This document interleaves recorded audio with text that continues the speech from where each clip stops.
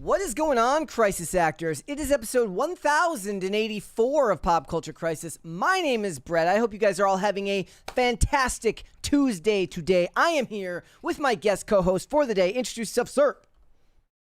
Hey, nerds. I'm back. What's up, guys? I'm so happy to be back. This is always my favorite show to come on. Brett is the greatest. I'm the nerd. My name is Mike Harlow. Yeah, he is. Yeah. My name is Mike Harlow. I have a YouTube channel that's just my name. I host a show called Microaggressed, and I am a true nerd at heart. So glad to be here. I actually don't. The funny thing is, I actually don't accept that label for myself because in this space, like the comic book nerds, that's actually like a title you earn like through a lot of like, you know, like reading and collecting and all that stuff. So I never wanted to take that label when it didn't actually apply to me. I felt like it was a form of stolen valor to call myself that, you know. Most people who just like movies or big budget movies or go to the theaters a couple of times a year, they don't really think of themselves as film nerds, right? So I can't really call myself a connoisseur in that respect, at least personally for myself. I feel like you're kind of an all-purpose nerd. I'm not. I know nothing about comics, so I'm sort of like a different genre of nerd. I'm a movie nerd. I'm a horror nerd. But my buddy Vaughn Coleman, that I host my stream Pimpcast with, is an amazing comic book author. So he's been trying to like get me more into that side of things. Well, we're actually I'll earn my nerd title. We're gonna actually look at some of that today because I think I might have found something that might pique your interest in the genre, right? Like the idea here is, you know, you're not interested in cape shit. That's fine. Like I understand that as a genre, it doesn't always appeal to everybody, but trying to find something for you that you might like might actually work today because we're gonna get into it. Before we get started on everything, guys, hit the like button on this episode. Subscribe to the channel if you're new here and you have not subscribed here yet already. Please and thank you. Remember to share the episodes out. Friends, family, loved ones, people that you like, people that you don't like. The more people that you share the show with, whether they like you or not, the faster our channel can grow. So go ahead and do that. Then argue with them about what we're talking about in the comments section. I've actually been trying to do better by trying to respond to comments, which I never do. Like on this channel, I never look at the comments, but at the very least, if I see some on the top of the YouTube page, I try to I've been trying to kind of engage with some of the comments and go back and forth with people a little bit. I don't always have time for 5 comments back and forth, but engage with the audience. So you should go and leave some comments on the live streams and the videos. And if you were in the live chat today, thank you guys so much for watching. What are we getting into today? We do have a bunch of stuff to talk about. We are going to talk about the growing success of Citizen Vigilante. Now, I can't say this is a movie that in itself interested me. I would imagine that for most people who are not politically inclined, Uwe Boll movies don't exactly scream, go watch me. But this movie does feel, in a way, like it's the rights version of The Savant, except it actually came out and it actually is based on something that's really happening, whereas The Savant was all about far-right people being infiltrated when we all know that the SPLC was actually the ones hiring all the neo-Nazis. So this one has more of a ring of truth to it. We'll get into all of that, you know, what people are saying about it, how the success it's found, thanks to Elon Musk posting it on X and really signal boosting it, has affected its sales because it is doing very, very well. So we'll get into all of that. We're also going to talk about Clayface. We have come and gone from everything, you know, all of the fallout as it relates to Supergirl. The movie has come out. It has done very, very poorly. So poorly, in fact, that even after my adjusted numbers for the shitty box office yesterday, there are adjusted-er numbers today that show that it did even worse than people were predicting on Sunday and on Monday. So DC has to be asking, what the hell are we going to do to turn this ship around, which they do have to do. They have a bunch of television shows of varying levels of relevance. You could say that Peacemaker, I almost said Peacekeeper. You could say that Peacemaker was relevant and it did well, especially I think season 1. I don't think Creature Commandos was really all that culturally relevant. The Penguin isn't even a DCU production. That might be their most relevant of their television series, and that was connected to Matt Reeves' Batman universe rather than what James Gunn is doing over there with the DCU. But Superman did fine. it didn't really make much money, at least not inflationary, inflation being what it was compared to Man of Steel, which still underperformed.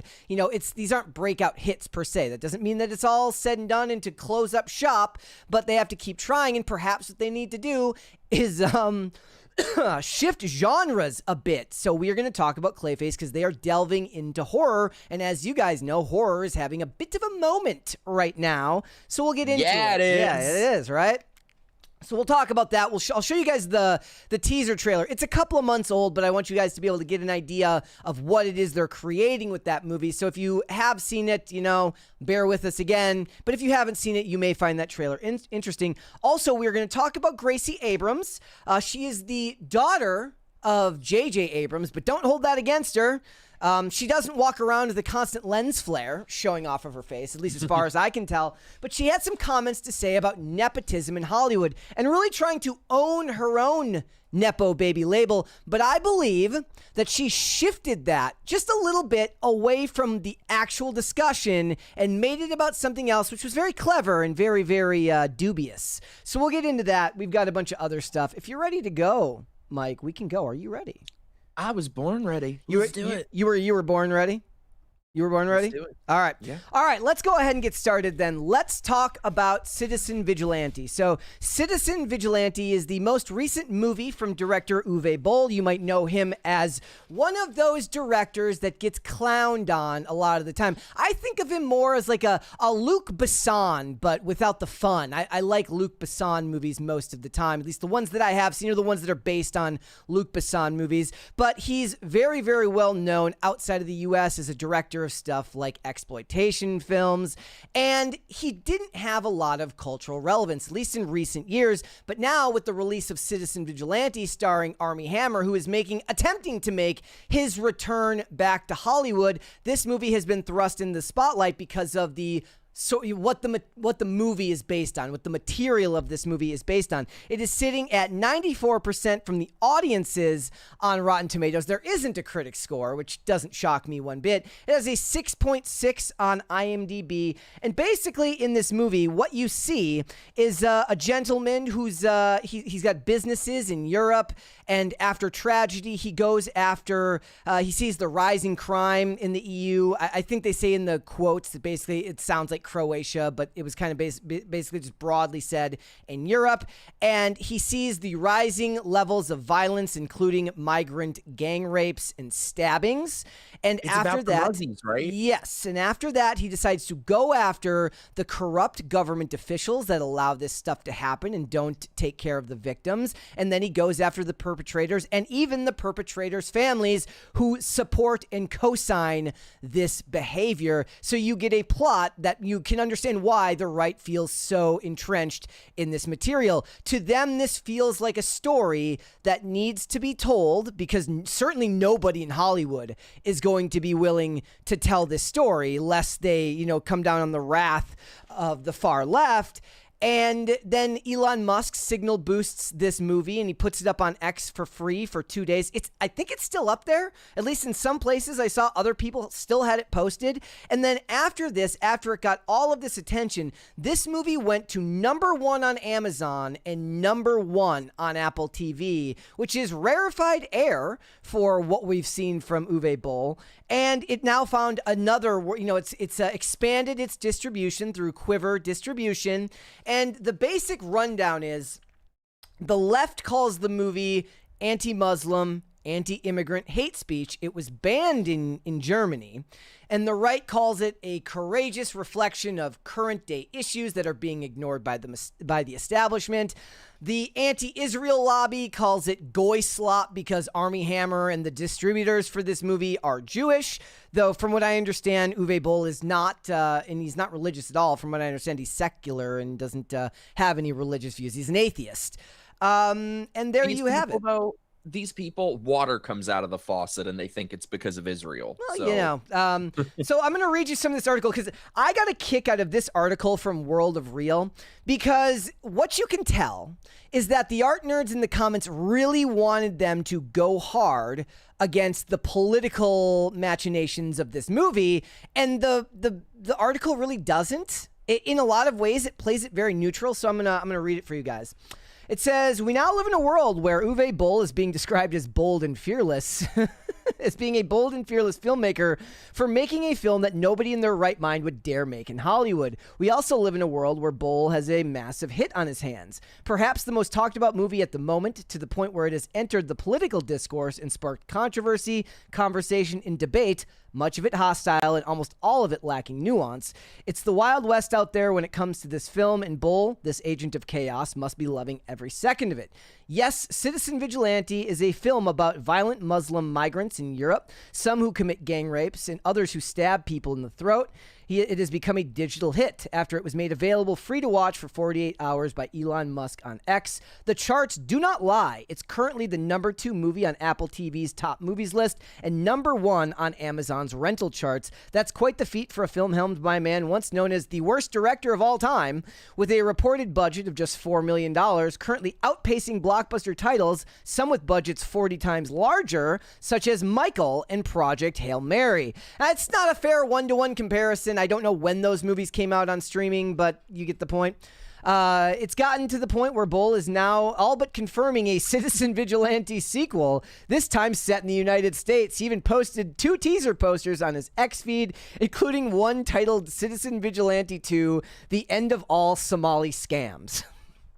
Citizen Vigilante is, in its own ham-fisted way, a Boll specialty, doesn't hide its flaws. You get Boll's usual unnecessary sex scenes, thinly developed characters, and abrupt shifts in tone and rapid editing. Hammer remains stone-faced throughout, yet the suave businessman that he is, Boll has managed to tap into the zeitgeist with one by taking advantage of our current political polarization. Of course, this is a right versus left issue. That's a major reason the film has received so much attention. The culture wars haven't gone anywhere. They're still very much alive in 2026. To the supporters, the quality of Citizen Vigilante doesn't matter. Its messaging is what matters most. A History of Violence writer Josh Olson went viral on X after criticizing Elon Musk's involvement, writing that the richest man in the world is actively pushing a movie that openly promotes the graphic, brutal, and wholesale slaughter of Muslim immigrants. This isn't some plausibly deniable hand gesture. This is explicit. And before I go on, I love the Taken movies. I don't believe that Taken 1 is calling for the, what did he call it? The wholesale slaughter of Albanian people. Like, I don't believe that. Not for a second. Plenty of X users push back on Olsen, calling him a cuck, woke, libtard, communist, and low estrogen pussy. Whether this marks the beginning of an alternative Hollywood remains to be seen, but the pattern is becoming increasingly difficult to ignore. If Armie Hammer concludes that the best comeback vehicle for his career was an anti-Islamic rape gang thriller, then fellow recently canceled actor Jonathan Major appears to have embraced a similar lane, starring in the upcoming Daily Wire-produced movie Run, Hide, Fight, Infidels, which follows a group of American warriors rising with unbreakable grit and unrelenting firepower as they battle pro-Palestinian Islamic terrorists. Coincidences of early signs of new filmmaking, coincidence or early signs of a new filmmaking ecosystem. The industry's ideological divide increasingly seems to be extending to the kinds of movies being financed, marketed, and targeted at a very specific and very large demographic that has been turned off by Hollywood and is now looking for alternate entertainment. There's the poster, by the way, for The End of All Somali Scams, Citizen Vigilante 2. Look, you know about independent filmmaking, so this is kind of your bag in a lot of ways. What do you think about the idea of the alternative ecosystem? Because this is something that conservative commentators, especially those that have worked in Hollywood, talk about all the time. The Matthew Marsdens, the Dean Cains, the Kevin Sorbos, they talk about this stuff. There isn't a market for it in conservative media because they don't see the value in it. That you hit the nail on the head. That's the thing. The left sees the value of the arts, sees the value of entertainment. They use it for propaganda. And the thing is, the left, they put their money where their mouth is. Mm-hmm. Nobody does that on the right. And when I say the right, I use that term very loosely because at this point, it just means you don't have to be conservative. Just, to exist in reality and not be a communist. That's basically what I mean by the right. Because that's really so I haven't seen this movie yet. I have to. I am so happy though that it's doing so well. I love everything about this. The thing that they're outraged by is that this is a movie that exists in reality. This is a movie that is acknowledging reality, because the left loves propagandizing by, they're basically fighting the war on reality. They try to basically reshape reality in their own image. Men can be women, and, you know, open borders and all of this stuff. So this is acknowledging a very real thing through entertainment. Yeah. And that's why the left is furious. I'm shocked there's no critic score. I thought the critic score was going to be like -27. The funniest part about this is after the murder of Charlie Kirk, they pulled The Savant off from Apple TV. They were going to put it out. They never did. I believe they have since said that there is a release date, or maybe it did come out. I don't remember. But if it did, or if it's going to come out, it is funny to think that this movie came out before it, given the fact that this one does have the benefit of actually having some truth behind it, given what has been exposed about the rape gangs in Europe, right? Whereas right as The Savant was about to come out, the second time it was exposed that the SPLC was, basically the ones that were funding the neo-Nazis at Charlottesville or whatever that was, right? All of that stuff came out, which is why one rings true and one doesn't. They're both, I would say that they both qualify as propaganda, because he does at the end of the movie puts his basically his that's not a thank you, but he says, like, this movie is for the victims of the crimes, his condolences basically in the movie. It had a political ideology right from the beginning, and they've acknowledged that for the most part, that's what this movie is. Now, that depends on how much you've called out activism on the left or propaganda movies on the left. Are you going to be intellectually consistent and say that propaganda movies are bad universally, or is it only if the propaganda movies exist to tell a story that has some basis in reality? All I'm saying is that the left will view this as propaganda. They view saying men can't get pregnant as propaganda, so I don't care what they think. To me, it's not propaganda if it's true. And for me, a big issue I have with stuff on the left is not just that it's propaganda, it's that it's the same propaganda in every single thing. It's the same ideology, the same agenda being shoved down your throat in every single thing. That's not what this is. This is going against the grain. The most important thing here, though, is this relates to so many things that we've been talking about with obsession, with backrooms. So I'm sure that there are tons of amazing independent artists who are watching your show. It is a new day, fam. Make your stuff. Make your stuff. The end of the communist gatekeepers in Hollywood are coming to an end. Make your stuff. It is a new day. It is a time for independent art, and we're seeing that it can be successful. And I think this is amazing, because for me, I'm not sure if I've talked about this before on the show, but so my background as a writer has been years ago. It's probably like a decade ago at this point. I created a TV series that we were deep in meetings for with a bunch of the big platforms to pitch. And then the boot of GLAAD came down and said that they will fight us every step of the way. They shut the show down from getting made. And I kind of fell out of writing for a long time, that I was like, nobody with my views, nobody is ever going to let me make something, even if it's non-political. And then the last year or two, I started working on a new film that I felt like I had to tell this story. And I really think things are changing, because since I started doing it again, all of these opportunities with it began creeping up. And so for anybody watching this who feels like not being a leftist or not being part of the Hollywood mafia is something that could stop them, it's a new day, fam. Things are really starting to change. So make your stuff.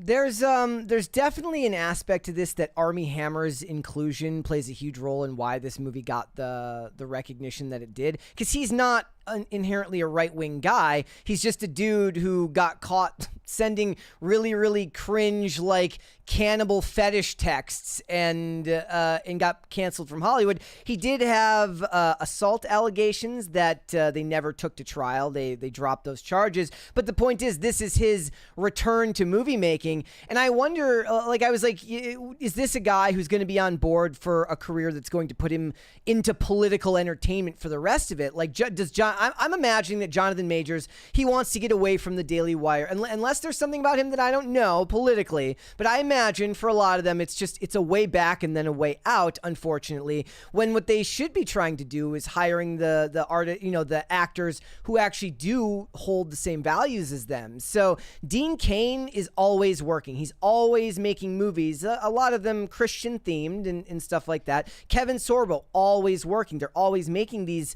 smaller budget movies that, from what I've been told, they make their money back in unique ways, but they're not culturally significant or culturally relevant. There are big names and deep pockets in right-wing politics that could very easily fund a movie that costs $4 million. That's a lot of money to you and me. To the donors of the political class, $4 million is nothing. And everybody talks about how important soft power is. Entertainment is soft power. You could make 7 Obsessions for $4 million. That's everything. I mean, give people $1 million. And the thing is, hopefully that will start to change. And I think it might. But even if it doesn't, find your own ways of doing things. It's really, I feel this is honestly the first time in forever that I feel genuinely hopeful about where things are headed. And especially, this is why I was saying on the last show, I mean, not to be negative Nancy, however, I'm thrilled to see this corporate studio slop failing in spectacular fashion. Yeah. It's amazing. And to see things like this and things like Obsession succeeding, like, I genuinely feel so hopeful about where things are heading. So this is what this. Oh, and also, I was going to say, I don't know that you can come out on the other side of a leftist witch mob and still be a leftist. It's sort of like how they say a leftist is just somebody who's never been the victim of a crime. And then once it's mugged. It's happened to you, you become more conservative. Perhaps. I mean, like, I'm not going to put that on them in a lot of ways, especially when you get in your 30s. It's like a lot of times your political views are entrenched, and it's very, very hard to change that. But that could be true. I thought you were going to say it's like if you're not a liberal when you're 20, you have no heart. If you're not a conservative at 30, you have no brain. Yeah. How do we feel about Armie Hammer and his cannibalism, though? I mean, I never bought so look, I can't speak to the more serious allegations that have to do with the abuse. I don't know. It was never taken to trial. In that respect, innocent until proven guilty. Obviously, he's found people that are going to work with him. He's also working with Dallas Sanye, who works with Daily Wire. He's he runs Bonfire Legend. They did Frontier Crucible, so he's getting work. That's one of those things where, like, outside of, like, the proof or a conviction at trial, I'm like, it's a non-starter. Like, what am I supposed to do? Like, I don't know. I don't even remember how serious, like, I don't remember what the actual allegations were for the actual crime, not the stupid cannibal fetishist bullshit. I just feel like there's some mixed messaging coming from these people, because these are the same people who want every weird fetish and every kink on display in parades. It is but then funny. The moment that, like, a straight guy obviously it's weird as hell, the stuff he was saying, but is it any more weird than people who put dog masks on or wear furry suits? So which is it? Like, it can't be both ways. Either you want to push all the degenerate shit all the time, or you want to cancel them for it. One or the other. But rich. See, if he were gay, they would put his face on a flag. Yes. They would add a C for cannibalism to LGBT. It'll be LGBTC. C plus. Yeah. It is rich to think about anyone in Hollywood canceling someone over sexual deviancy. Like, that's perhaps the last place in the world that has a right to speak about anything as such. Here was some more of just what I saw about it. This was about their worldwide distribution deal that they have secured. Quiver Distribution has taken worldwide rights, excluding the UK and German-speaking territories. I'm assuming that has something to do with the ban. South Korea and Taiwan. The distributor, which is led by co-presidents Jeff Sackman and Barry Meyerowitz, already hold the North American rights and released the action thriller on June 19th. The deal comes after blah, blah, blah, blah, blah. And then, here's where they point out where you get the pushback here. This is from Elon Musk, who says Citizen Vigilante 2 will be even better. Come on, bro. You're worth $1 trillion. You should greenlight 10 of these. Yes. Do it. And then here's the guy who says, Citizen Vigilante is owned by Quiver Distribution, founded by two Jews, Barry Meyerowitz and Jeff Sackman. Jews will import millions of immigrants, then millions of dollars producing movies for the Goyim who are upset about it. So you can't win. Yeah, as opposed to the 0 Muslim immigrants that are being imported. Yes. None at all. I did like this, though. It's Citizen Vigilante if it was made by Netflix. I made my own with Pedro Pascal and Zendaya, but I don't have them pulled up here. I did the Zendaya one as produced by A24 and the Pedro Pascal one as produced by Marvel. So Marvel would have to buy the rights and create a Citizen Vigilante comic book, and then they could do that. I would watch that movie. I'm sure they'd make a fantastic one. And she'd be going after evil white males. Yes, she would.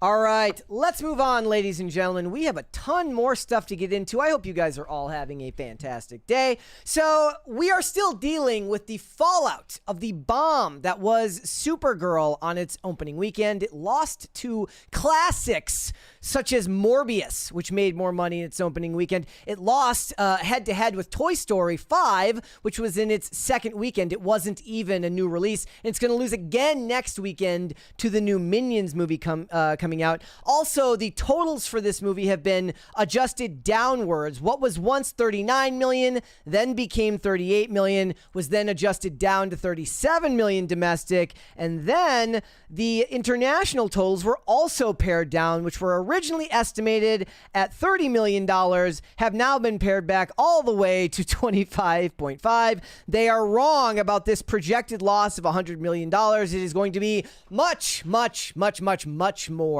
than that. For more info on that, go follow OMB Reviews and Valiant Renegade. They do the best covering the box office. I also saw that OMB Reviews is creating a movie math app so that you can just do the calculations yourself, which is really, really funny. So I guess the question is, how the hell are they supposed to find their way out of this hole that they've dug themselves in, right? Well, Clayface is better movies. So that's what they're talking about here. Simple. The next movie that they have coming out is a Halloween week release for the upcoming film Clayface. It has a budget of a modest $40 million, which is pretty darn good for a studio film, which you could ostensibly call big budget. And it's the story of Matt Hagen, who is an up-and-coming actor whose face gets disfigured in an altercation with a gangster. As a result of this altercation, he turns to a mad scientist who turns his face, his whole body, into clay. So basically what you get,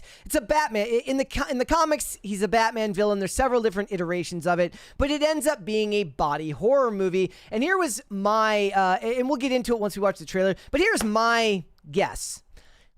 Get rid of the DC branding. At least, if you want to advertise on the comic book sites and towards comic audiences with the DC branding, that's fine. But if you're going to be marketing to the general audiences, focus on the fact that this is a horror movie and this is R-rated. Don't focus on the fact that what you're making is comic book connected, because that isn't a selling point as we're seeing lately. Maybe it is for Spider-Man. Maybe it is for Batman. But even having Batman tangentially connected to this doesn't necessarily mean that you're going to find an audience. Maybe some of the Venom movies at Sony did well, but historically, a lot of the Spider-Man villain movies that Sony tried to make, like Kraven, like Morbius, all of those movies, Madam Web, they all flopped. They did not do well because Spider-Man movies without Spider-Man just don't seem like a whole lot of fun. Batman movie as a horror movie without Batman has a little bit of a better hook in a way. So let's go ahead and watch the trailer. This makes my heart happy because remember, just a few years ago, everything had to be put in the lens of a comic book film just to have a shot. And now the fact that those tables have turned and it's horror makes me so happy. By the way, Jack in the chat said Clayface, the Madonna story. Yeah, they could. Well, there is I forget her name. There is a female Clayface iteration. Maybe they have Madonna play her. That's a good idea. So let's go ahead and watch this trailer.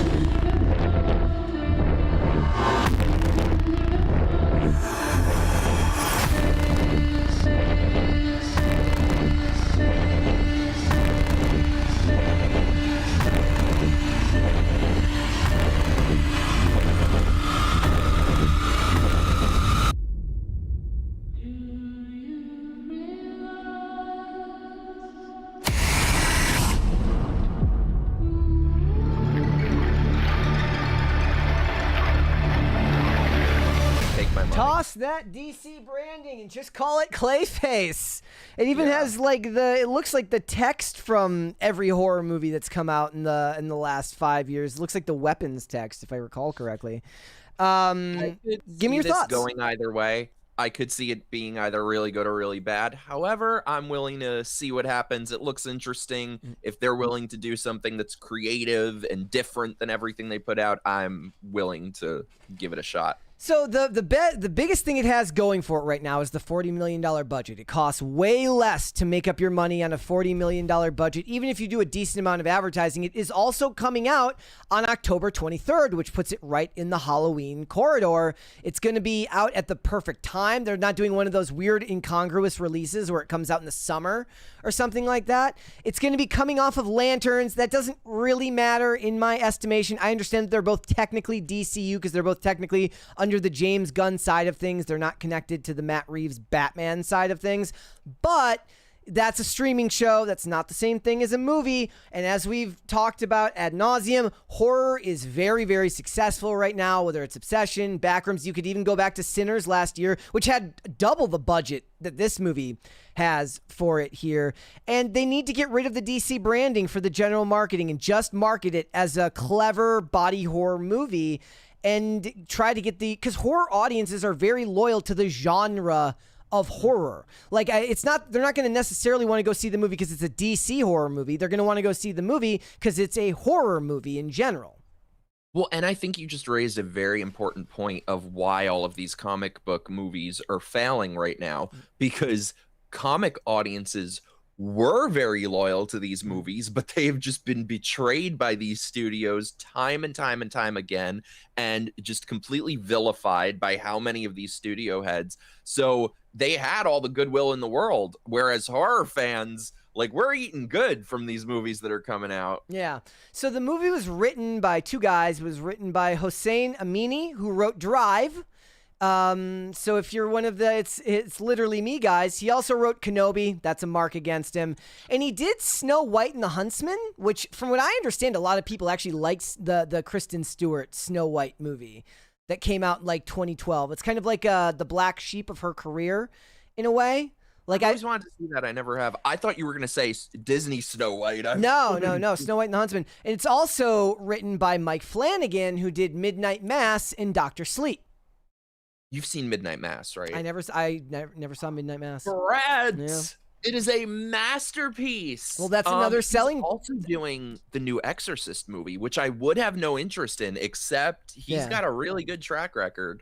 So, in general, Drive is a really, really well-liked movie. Obviously, Midnight Mass and Dr. Sleep are both well-liked productions. I think that they have a lot going for it right with this. And the funny thing about it is this is how these cinematic universes should have been. One of the problems that Marvel ran into, and I understand how it became a problem, because they were looking for a visual through line, which eventually became the humor through line, where it felt like on a large scale, it all felt kind of the same to varying degrees. At the very least, the humor all seemed to adopt some sort of like bastardization of Tony Stark's humor in a way. Captain America himself felt endearing, but in general, the other characters, a lot of the time, they would have that same type of, they didn't have necessarily Tony's ego, but they had that same sort of affect that the Marvel humor always seemed to have. And it went to the same with their visual styling. At least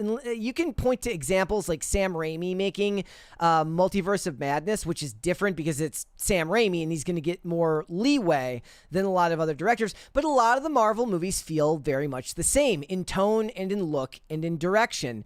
Whereas theoretically, Gotham City After Dark should look different than Metropolis in the bright light of day when Superman is flying around, which should look different than Krypton or alternate red and yellow sun planets that Kara is on in her movies. They should not all feel the same. That is a good thing here for this, that it's taking a different tone and actually going into a different genre. The worst thing they could do right now would be to give this thing, because from what I understand, it's got an R rating. Like the worst thing they could do right now would have been, and I think they would have done it 5 years ago, would have been to like pare it back and give it a PG-13 rating to try and drive like more people to the box office. I think that would screw this movie over whole hog. I can't. The worst thing that Marvel movies have done is created this tone where everything is ironic, nothing is real. It's just all, I don't know. If everybody is the quippy, funny character, then nobody is. Yeah. Yeah, exactly. But hey, mid-budget movies might be making a return. I know we're both big on the mid-budget movie. Yep. The other thing that I kind of suggested could happen here, there's been, and I would caution them against this, even though for James Gunn, this would make the most sense, but I would still caution them against this. There have been rumors that actor Tom Brittney who is going to be playing the DCU version of Batman, obviously very different than the Matt Reeves version of Batman, the Robert Pattinson version. So I could see them perhaps putting Batman in a post-credit scene. Of course, that post-credit scene would have to explain why the hell he wasn't there to stop whatever the hell was going on in the movie, assuming it actually all takes place in Gotham as it's supposed to. On vacation. Yeah, I was. Well, that was my pitch when they first announced the DCEU. I said that they should not do Batman as the second movie. They shouldn't do Batman vs Superman. What they should have done is turn Batman into the Thanos character as a post-credit character for the first 4 or 5 movies, where you introduce all the other members of the Justice League, and in the post-credit scene, every single one of those movies is Batman in the Batcave gathering intel on the people he's going to recruit, but he's recruiting them all to take down Superman because he doesn't trust Superman and he thinks it's too much power for one person to have. So that's what I would have done if I had been them. But they were not ever going to be willing to do that. They were always going to jump the gun don't jump the James gun on this one. Just do the movie, make it a good horror movie. Maybe you end up finding your own weird niche and you end up turning a bunch of these characters into this. They could do that. Imagine a Killer Croc horror movie. I would watch that. That's what they should have done since Joker. Like the first Joker movie should have shown them that that's really the way to go. Just make a good movie in the framework of these characters in this setting, and people will watch it. And don't make it a damn musical. Did you see Joker 2? Yes. What do you think? Did you see it? We saw it.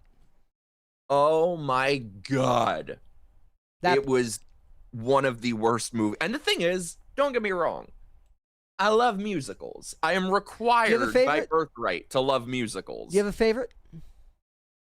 The Sound of Music, Singing in the Rain, Chicago is great, Hairspray is great, Shock Treatment is underrated. But this one was not a good musical. Oh my God. Oh my God. And then at the end, it's supposed to be the big emotional scene, and she starts singing again. And finally, the Joker is speaking for all of us when he's like, please stop singing. Yeah. That movie was just basically a 2-hour apology. We're so sorry for daring to slightly by a millimeter defy the narrative in the first movie. We're so sorry. You'll never do it again. Please forgive me. It was horrendous. I'm going to read this super chat really quick because it's connected to what we just read. By the way, guys, let's get to a crisis party. Come on. Shane H. Wilder says, remixing Do You Realize by the Flaming Lips for the trailer works. It took me a second to realize it was the upbeat psychedelic death song. That's actually a song called Do You Realize by Ursine Vulpin, which was used in I'm assuming it's like a remix of the Flaming Lips song. That song was actually used in a different iteration in the trailer for Transformers The Last Night, the last Michael Bay Transformers movie. They used that same song, but a different version, obviously, than the one we just saw here in this movie. See, this is why you earn your nerd title. Who else would know that? Well, it was like it's because I love trailers. Well, that's the biggest thing that I've fallen out of love with is movie trailers. I used to love movie trailers. Now I miss the guy. It's not even that. I love the golden age of the modern statement about fatalism. Blah, dun, dun, dun. Like I love those trailers back in the mid 2000s and 2010s. But every trailer now is just boom. You have like the little bell at the beginning, and then the slow cover of the pop song. It's always a remix of birthday to you. It's always a remix of a trailer. It's horrible. Yeah, I miss trailers too. There really aren't very many good trailers anymore. Here's I'll play you this. We're gonna get demonetized for this, but I'll cut it after the fact. Here, worth it. I'll play you this. This is how to make a blockbuster movie trailer.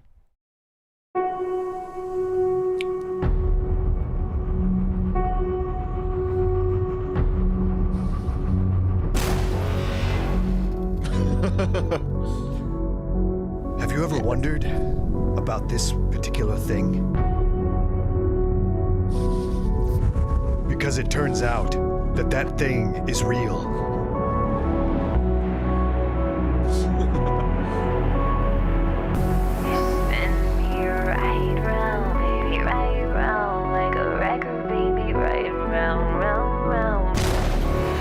Always in a minor. It's always, yes. It's in every single one of them. It's that's what it is. That's how you make the trailer by. It's basically by committee now, which is why none of it actually feels unique in any way. But there was a time when it was still kind of new, which I liked. Somebody asked me the other day because I posted about rewatching Sicario, and I love Sicario, but I like the second Sicario movie as well. And the first trailer for the second Sicario movie is in my opinion, one of the last great trailers that we got. I love that trailer, even if the movie didn't quite live up to the first movie or to the kind of the setting of that trailer. But all right, you know what was an amazing trailer? The first trailer for Halloween Kills. Yeah, I'm sorry. I remember. I really like the trailers for the Rob Zombie Halloween movies back in like 2007.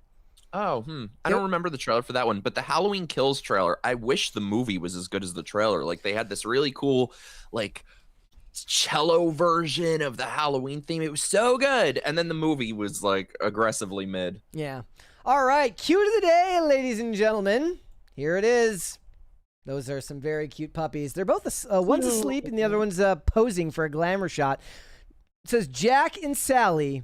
insert cute, heartwarming story. Well, whatever your story is, I'm sure it's very cute and heartwarming. And then here is, this is from Lav on X. Says, here's my doggo, Emma the Cocker Spaniel, in my theater room. That's a nice looking theater room. That's why people don't go to the movie theaters anymore.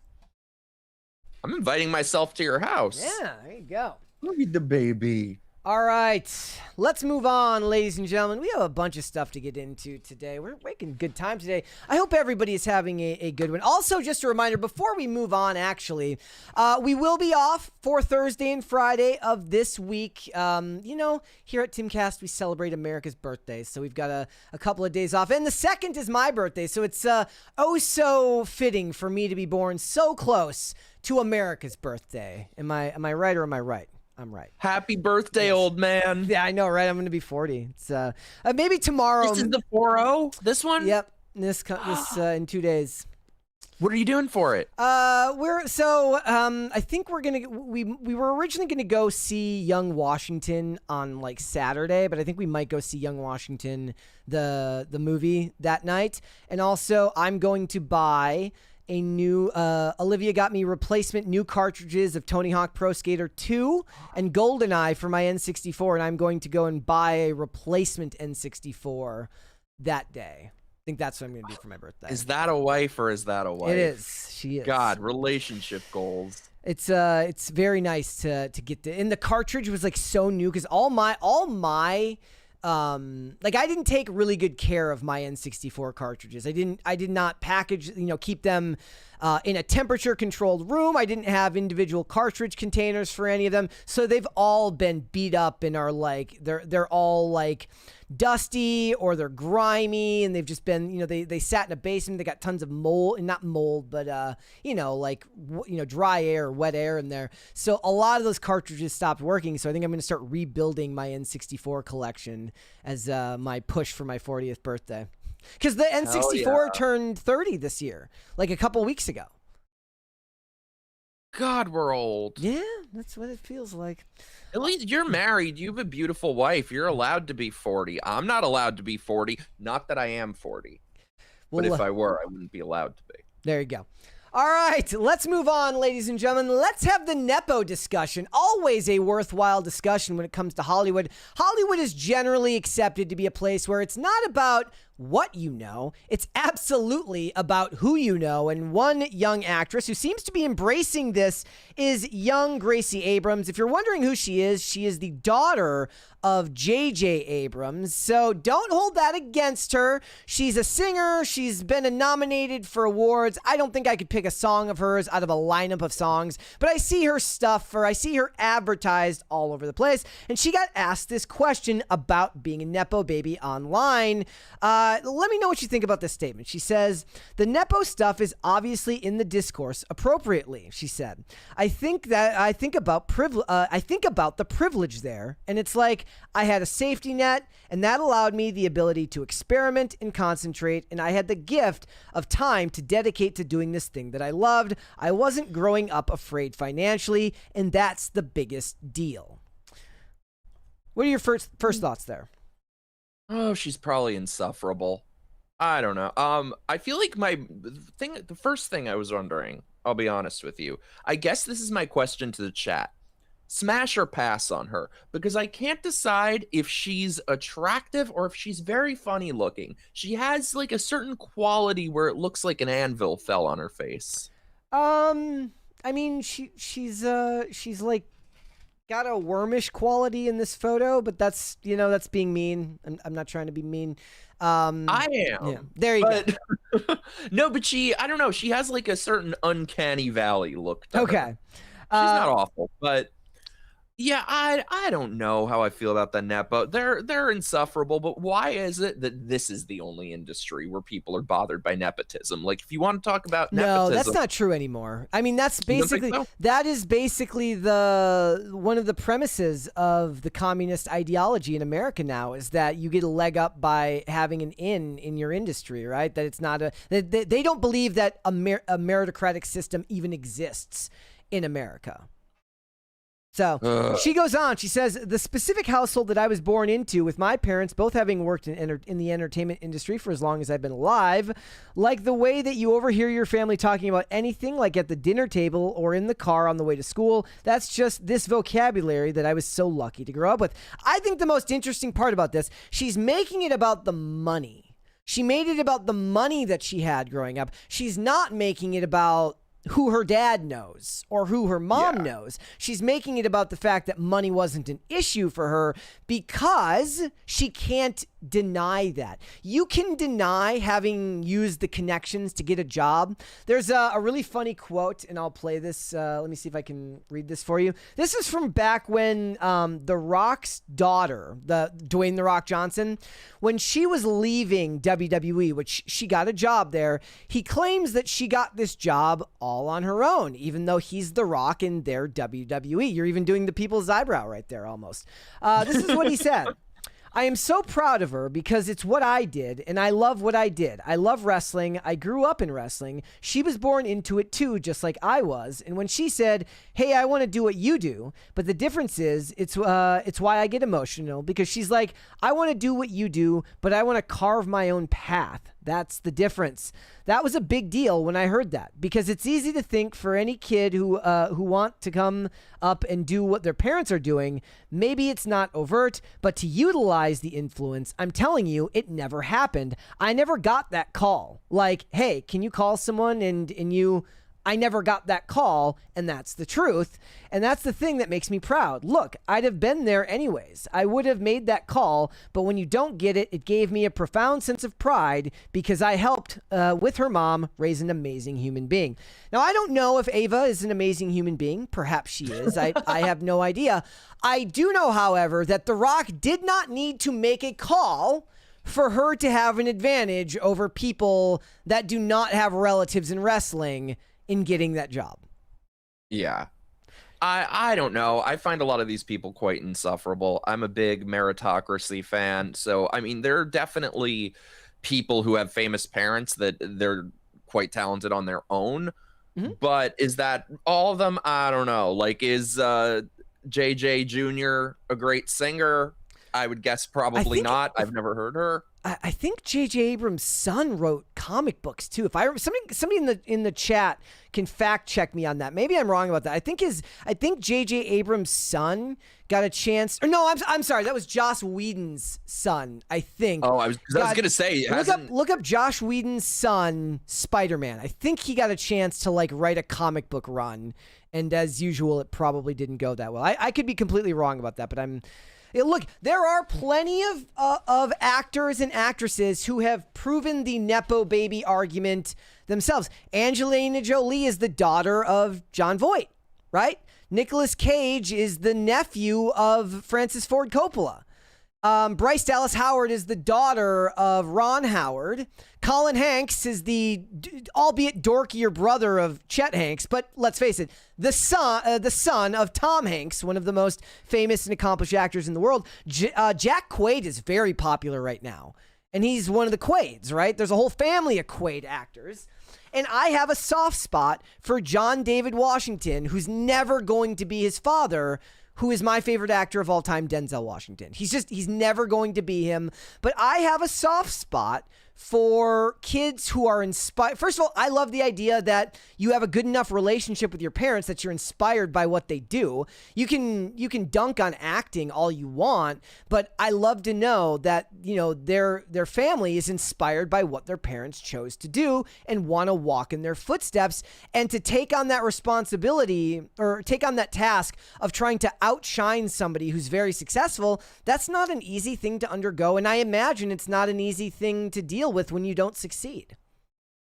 I dated Sally Field's son. Okay. Does he work in the industry? Yeah, he's a failed Nepo baby. All he would talk about is his publicist he's hiring and all this. So I think that's a good example of like a talentless Nepo baby. Yeah. You want to be. But it's like, here's the thing. Depending on where you come down in the argument, the conservatives aren't always going to have a problem with the Nepo babies in this respect. I imagine the conservatives believe in meritocracy, as most of us do. But they also believe in helping out your family and taking care of your kids. How much of the discourse on X these days is about boomers keeping all their money and not actually looking after their kids, and instead buying 3 homes rather than actually leaving money for their kids in their will or something like that? I don't feel like you can ever hold it against the parents for wanting to make a call and get their kid a job on set. You would hope that the best case scenario is where you end up, which is an Angelina Jolie who carved out her own career and became extremely famous. Nicolas Cage became extremely famous. But I feel like people like that would have been anyway, just based on their own merit. That's gene pool when it comes to nepotism, because my whole family are musicians. My grandpa was an Italian singer who him and Sinatra were rivals with each other. Really? My dad is a great musician. Yeah. Funny fact, by the way, they were for years and years they've been saying they're making a movie about my grandpa's life. Guess who was supposed to play him at one point? Who? Nicolas Cage. No way! I would have paid, which makes absolutely no sense, but I would have paid anything to see that movie. I would watch. Is Nicolas Cage Italian? I have no idea. I think so, because he's a Coppola. Yeah, he's a Coppola, right? So, you know, I can't imagine him as my grandpa, though. He's had the Italian wackied out of him. Play him. My grandpa shut it down when Travolta was supposed to play him because he wanted to do his own singing. So we went to his house, and my grandpa was like, "You can't sing." Wait, so did he not sing in Grease? Did somebody else do the singing in Grease? He did, but my grandpa was like, had a huge voice and was, totally different kind of singing. Are there any Nepos that you're fond of in Hollywood? Like I said, I've got a soft spot for John David Washington. I do. I would like Jack Quaid if he was less of a pussy. He just seems to me like he sits in the cuck chair. Like if he kind of grew a pair, I would be into him. Maybe he'll. I don't hate Dakota Johnson. She's so monotone and one note that I kind of like it. She was great in Suspiria.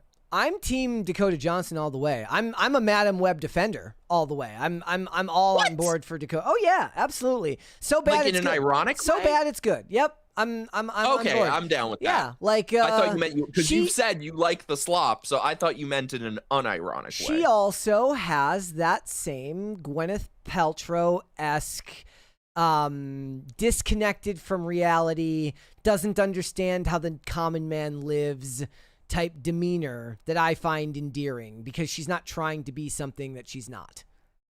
Yeah.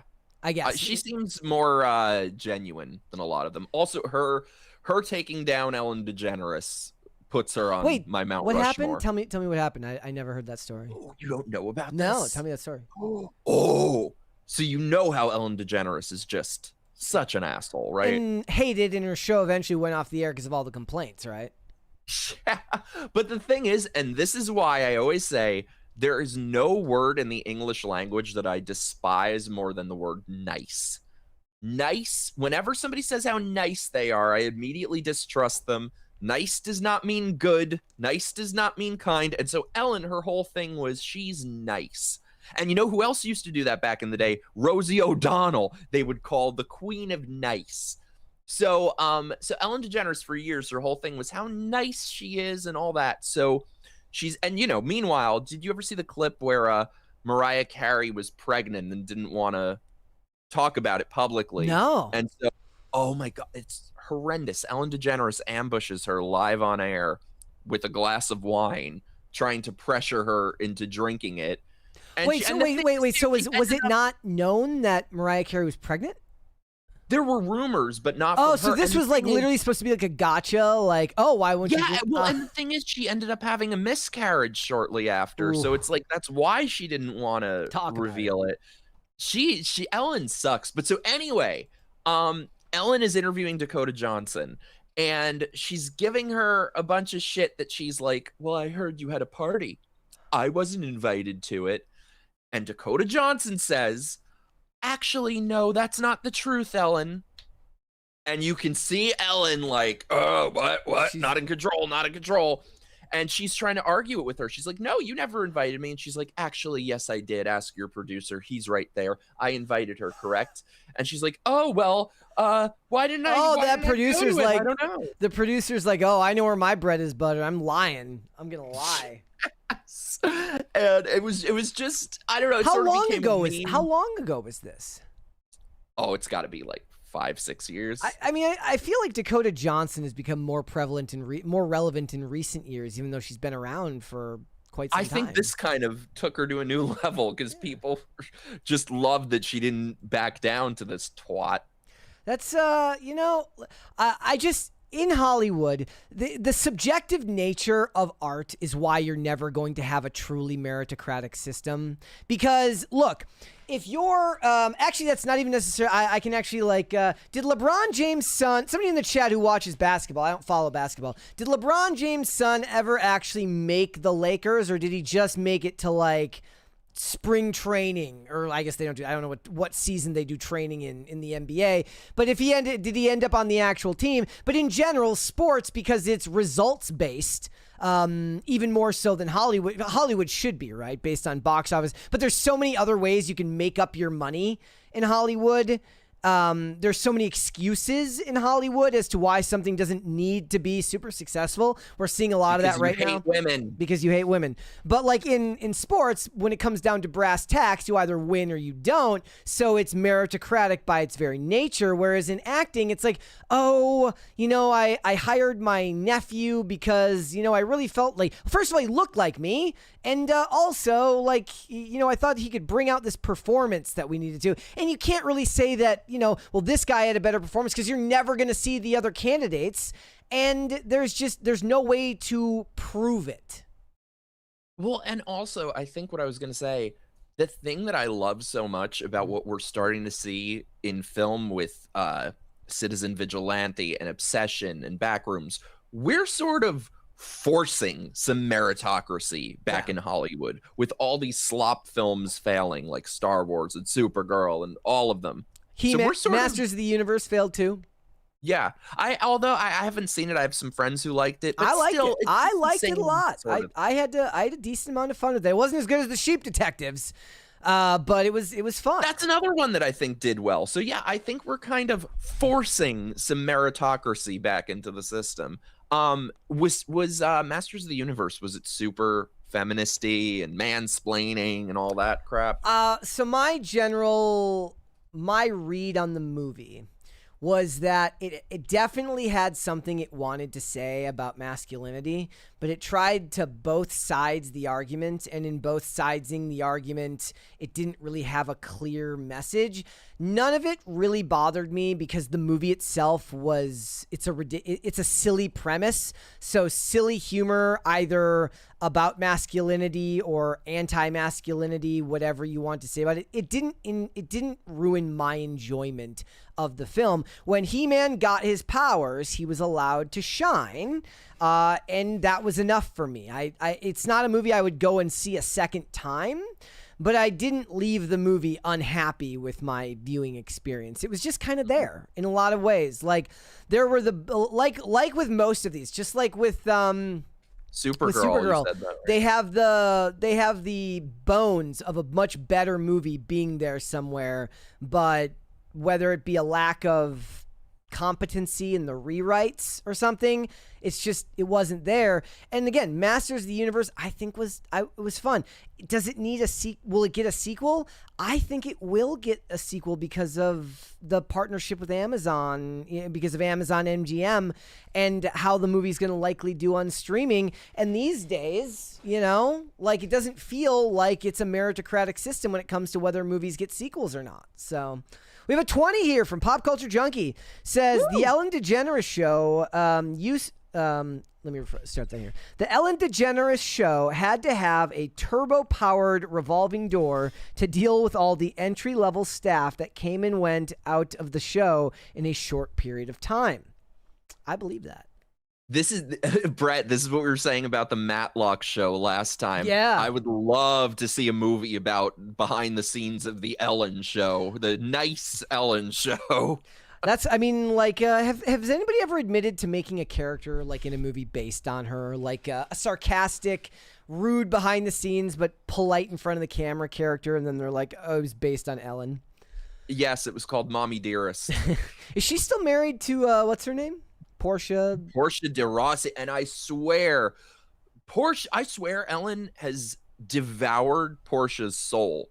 She's the succubus. Because Portia, you look at her back in the day before she was with Ellen, she was a knockout, and look at her now. This is one of those this one ended up being one of those weird moments where I could have swore I thought they broke up, and apparently it didn't happen. So maybe the timeline's dissected. I think Ellen probably because Portia de Rossi doesn't really have any sort of career anymore. So I think Ellen probably keeps her locked up and doesn't allow her to have a career, and probably beats her up because that's what lesbians do to each other. It's and Ellen, she moved, right? Or did she move back? She moved back to America, right? She left and came back. Did she? Yeah, didn't she? Or was it somebody else? Somebody in the chat, let me know. I think she moved out of the country because of Evil Orange Man. Yeah, there you go. Just another one of them. All right, let's move on, ladies and gentlemen. We have more stuff to get into today. This story is absolutely depressing in one of the saddest ways possible, but I do think that it's an important cautionary tale. You could make the argument that this story doesn't necessarily connect with pop culture. I think it does in a weird way, because never in American history has gambling been more acceptable and more pushed on people than it is today. Celebrities, Drake is famous for betting and not being good at it. It is very, very mainstream in pop culture to sports bet now. And I saw this story the other day, and it's insane.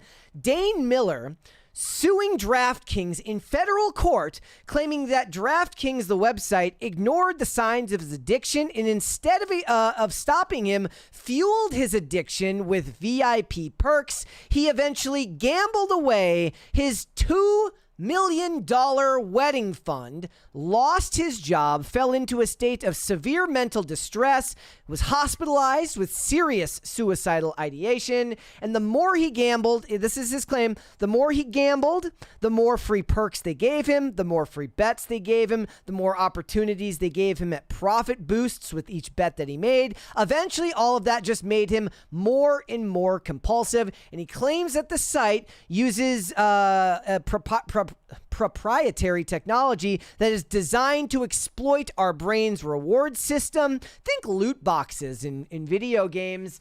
And here's the thing. he is right.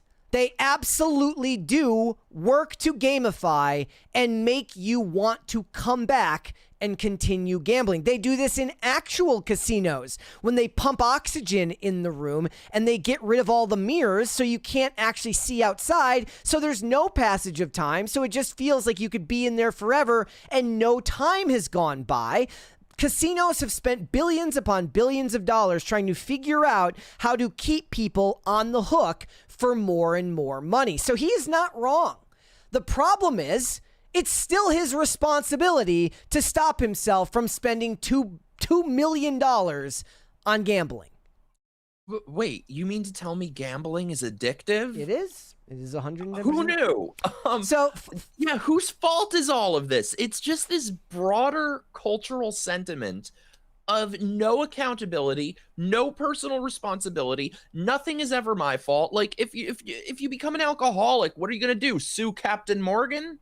I mean, somebody pointed out when I posted about this, the McDonald's lawsuit about spilling the hot coffee on their lap.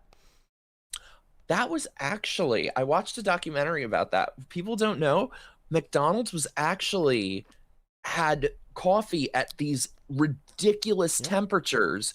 It was like 200 degrees. It was, and she got like, so I think that one was actually kind of legit, but this is not. I believe the reason they did that was because the idea was you're not going to drink it till you get home or you get to the office. So by the time it gets to the office, it's come down from the temperature of the sun to drinkable temperature without being cold. Like that was why it was always that hot. It was. That lady won. Sun, though. They like melted through that woman's skin.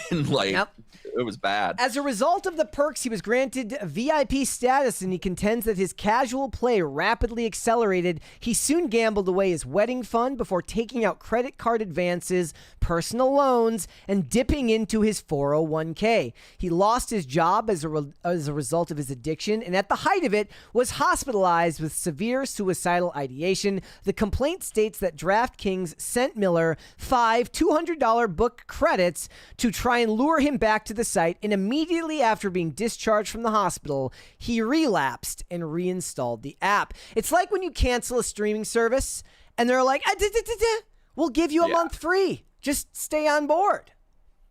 But be a man. Cancel it. Like, Cancel it. I can't stand this. It's like, like, for example, I know that I have a very addictive personality, which is why I don't gamble, which is why I've never done a drug in my life, because I know if I did, I would be a junkie within the week. Like, be a man. This is ridiculous. I cannot stand. See, this is so much more insidious than it seems at face value. This is the decline of Western civilization right here. It's men like this who are causing every problem in the world. Nothing is my fault. No accountability. There's always someone to blame. There's always someone to sue. Of course these sites are shady. Of course they're going to try to get you hooked. Of course they're going to try to squeeze every dime out of you. But be a man. So I actually am an addict in recovery, and so I do understand what is going on with this. And the sad thing is, the first thing you have to do when you realize that you're an addict is to take responsibility for the fact that you are an addict. You have to come to terms with that, and you have to take responsibility for your actions. I would actually go a step farther and say that radical ownership of your choices is the only path forward. Otherwise, in the culture that we live in now, there is a ready-made excuse for anything at any given time as to why you need it just this one time, why it's okay. Just, it's kind of like the less dangerous version of this is modern day sweet treat culture. I earned this. I did all my work. I earned a sweet treat, right? The point being that you don't earn a hit of the crack pipe. You don't. Okay, you can't do that. And the hardest part of this for a lot of people is the fact that you need to understand that there is something outside of your control. That does not mean it is not your responsibility to handle it, right? You may not be able to control yourself when you fall into the spiral of addiction. You must pull yourself out and remove those patterns from your life. You have to remove the bad influences there. There's a lot of stuff that has to be done, and none of that can be done unless you take ownership of the choices that you have made. So the last thing that he should be doing, in my opinion, is suing DraftKings, no matter what their practices are. First of all, it's legal, so I don't even see what the claim is here. All of these websites have like lists to gambling hotlines at the bottom, how to get help for all of this stuff. All of that is true, and it's a bad business to be in. But in the real world, a human being has to take ownership of their choices, and he is not. He makes a claim in this article that he's suing DraftKings because he wants to raise awareness and warn people about the dangers of gambling. Bullshit.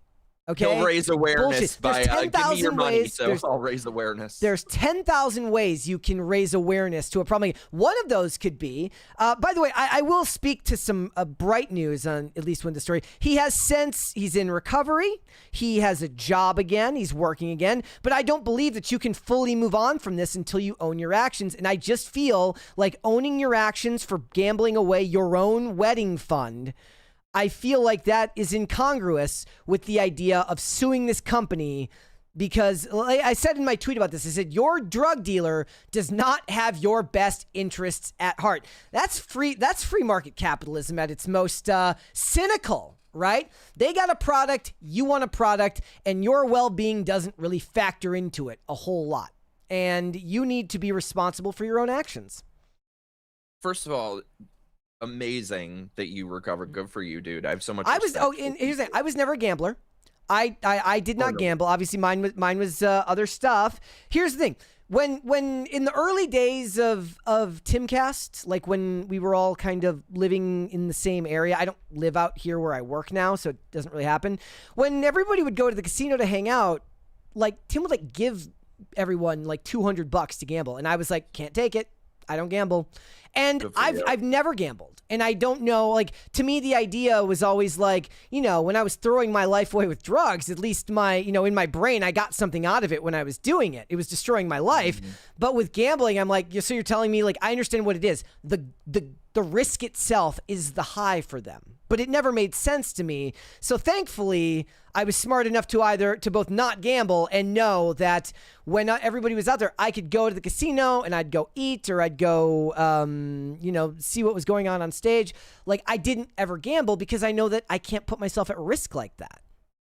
See, I'm the exact same way. I went to a casino once and gambled and spent every dime I had on me. So I was like, okay, I'm never doing that again. Yeah. But you just gotta be self-aware and know, like, I know that I have an addictive personality. I got addicted to drinking soda and had to quit soda cold turkey. I did that, so that was my joke. Is like when I got sober, I'm like, you're gonna pry my soda from my cold dead hands because like if I can't have all the other fun stuff, I'm at least gonna keep my soda. But I quit that too because just I wanted to lose weight, which was more important to me. Getting, you know, I was like, look, I want to be a dad. Like we're hoping to have kids. Like I want to live long enough to be able to raise my kids, and to do that, I need to take better care of myself. So I had to cut soda out of my diet. And now, you know, like it's so funny. I was gonna tweet the other day. It's like, is life now just looking at the chips and realizing I either can't eat them or I can only eat a couple of them because I'm trying to stay within my calorie limit for the day. Sigh. That's what it is. It's so true what you said, though. I've never heard that term before. What was it? Sweet treat culture. Yep. It's so funny, dude. A couple weeks ago, I bought a pint of ice cream and I opened it, and on the label on the inside, it says, "You earned this." Yeah. I'm like, bitch, I did not. I earned shit. I gained 20 pounds. I haven't been to the gym. I haven't earned shit. It should say, get off your ass, fatty.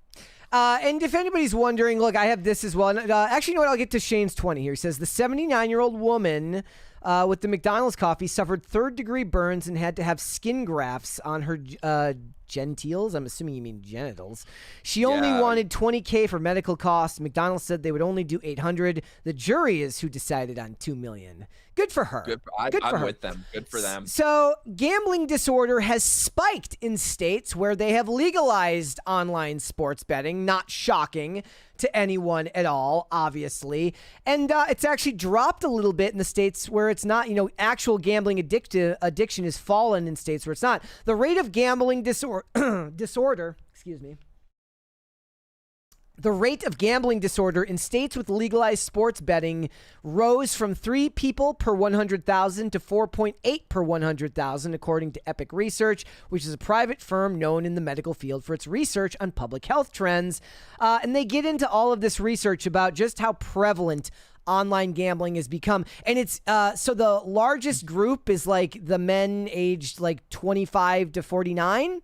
But the fastest growing group is men 18 to 29 because of the phone, right? The fact that you don't have to go in person to place a bet now means that this is far more prevalent than I think anybody ever thought possible.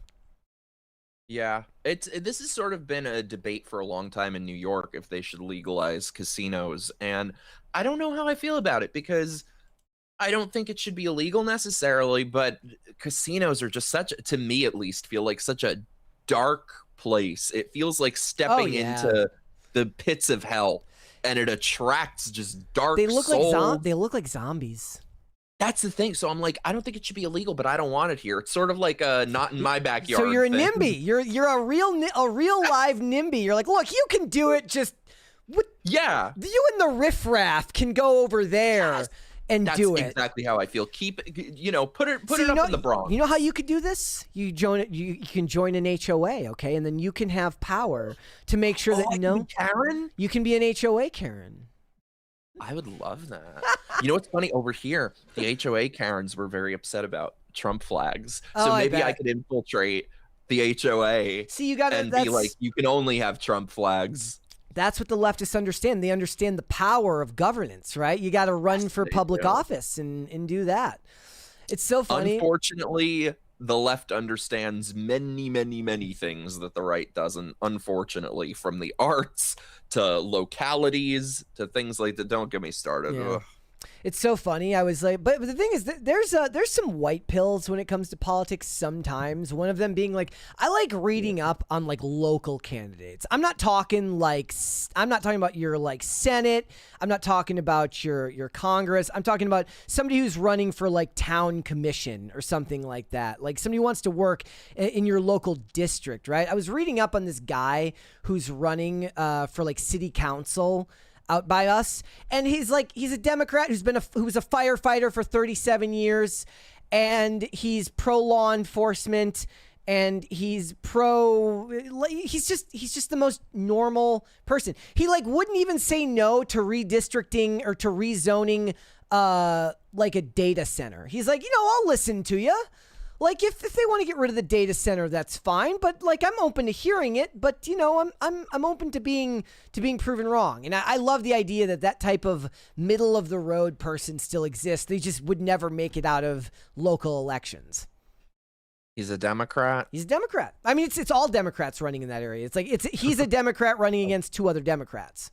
So, he would be the best. You got to get a Democrat at least. Yeah. His platform was basically like a generic Republican platform from 20 years ago. So, it's what it is.